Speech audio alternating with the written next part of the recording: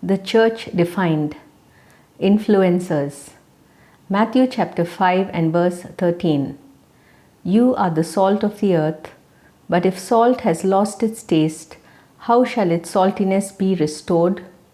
It is no longer good for anything except to be thrown out and trampled under people's feet. Jesus' analogy of salt was an extremely profound one. A huge jar of unused salt will benefit no one. However, even a little salt added to any dish will make a big difference to its taste. The presence of salt will not go unnoticed, so also its absence. If salt loses its saltiness, it will become totally useless. Jesus referred to us as the salt of the earth to help us understand that we, the church, are chosen to be a godly influence in this world. While we are happy to congregate as salt, somehow we have failed to let this saltiness penetrate into every area of our lives and various spheres of society.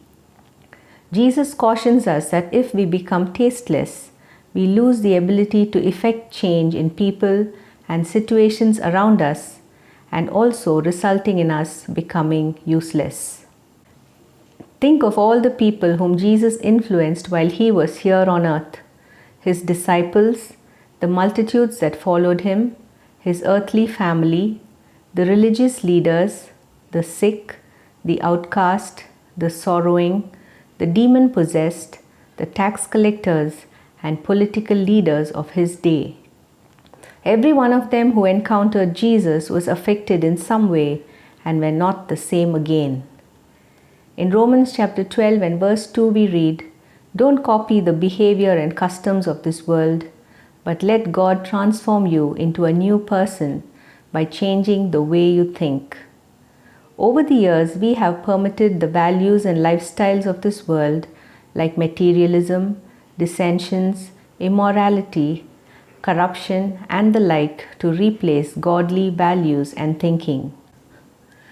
In Revelation chapter 3, verses 14 to 22, the Lord addressed the church at Laodicea.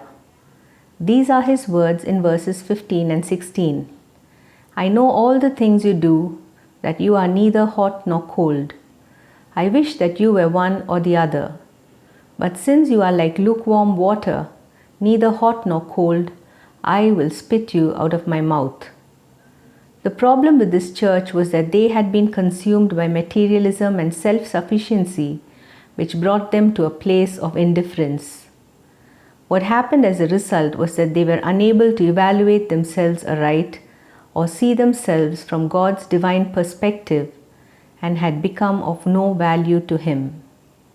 It was to this church that the Lord said in Revelation chapter 3 and verse 20, "Behold, I stand at the door and knock."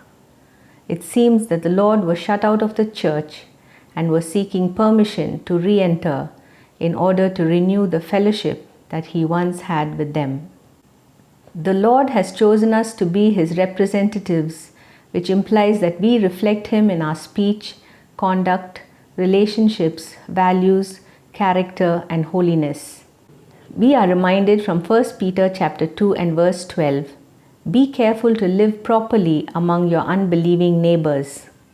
Then, even if they accuse you of doing wrong, they will see your honorable behavior and they will give honor to God when He judges the world." Someone said this so brilliantly: "The church can never be the salt of the earth if we keep sugarcoating our messages."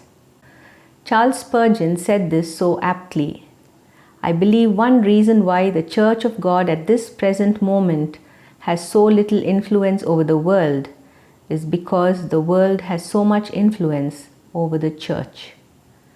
As the salt of the earth, may we influence those around us to seek the Lord and enter His kingdom.